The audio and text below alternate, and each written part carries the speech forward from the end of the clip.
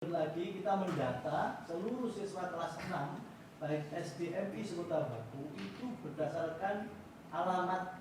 Kepala Sekolah SMP 3 Batu sekaligus PLT Kepala Sekolah SMP 7 Batu Budi Prasetyo menjelaskan bahwa sistem yang digunakan pada PPDB tahun tetap mengacu pada Peraturan Menteri Pendidikan tahun 2021.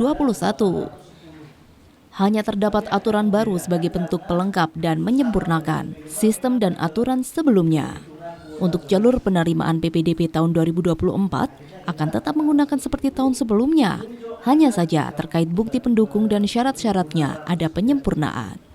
Salah satu contohnya di jalur zonasi, di mana PAD prinsipnya yang dilihat adalah jarak antara rumah siswa dan sekolah.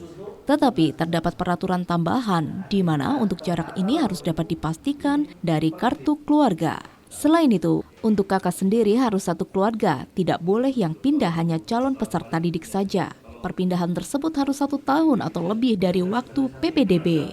Jika kurang dari 1 tahun, maka dipastikan bahwa calon peserta didik tersebut tidak dapat diterima. Selain itu, di sistem yang baru memungkinkan penataan zonasi tidak hanya berdasarkan jarak saja, tetapi juga wilayah administrasi yang terkecil yaitu RW. Oleh karena itu, penetapan kuota jalur zonasi sendiri sudah dilihat per RW. Pihak sekolah sendiri sudah bekerja sama dengan kepala sekolah SD dan MI untuk melihat serta mengetahui yang mana sesuai base data-data anak yang akan lulus tahun ini per RW-nya. Hal inilah yang menjadi acuan pemberian kuota jalur zonasi per RW-nya. Dan poin ini yang berbeda dari tahun-tahun sebelumnya. Sistemnya masih mengacu pada Permendikbud yang tahun 2021. Kita tetap hanya ada aturan baru memang sebagai bentuk melengkapi ya, menyempurnakan dari sistem yang lama itu. Sudah ada aturannya, jalurnya tetap, hanya nanti bagaimana bukti-bukti pendukungnya, syarat-syaratnya itu ada sedikit penyempurnaan. Bisa dijelaskan Pak, penyempurnaan yang baru di tahun ini itu seperti apa?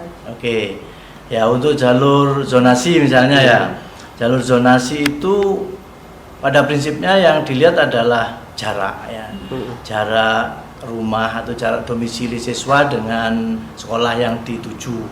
Tapi di situ ada aturan tambahannya bahwa untuk jarak ini sekarang sudah harus benar-benar dari kakak, dan kakaknya tidak boleh anak yang itu pindah, hanya pindah anaknya dititipkan, itu tidak boleh ya, kecuali kalau memang sudah lebih dari 1 tahun itu nggak masalah. Tapi kalau perpindahan di bawah 1 tahun jelas tidak bisa diterima. Nah itu terus di sistem yang baru juga memungkinkan kita menata zonasi itu tidak hanya berdasarkan jarak saja secara murni, tapi juga bisa didasarkan pada wilayah administrasi yang terkecil, RW. Ya tahun ini kita akan terapkan itu. Jadi penetapan kuota zonasi per kelurahan atau desa itu sudah kita lihat per RW. Jadi kami sudah bekerjasama dengan kepala sekolah SDMI. Nah, kita sudah punya data atau base datanya.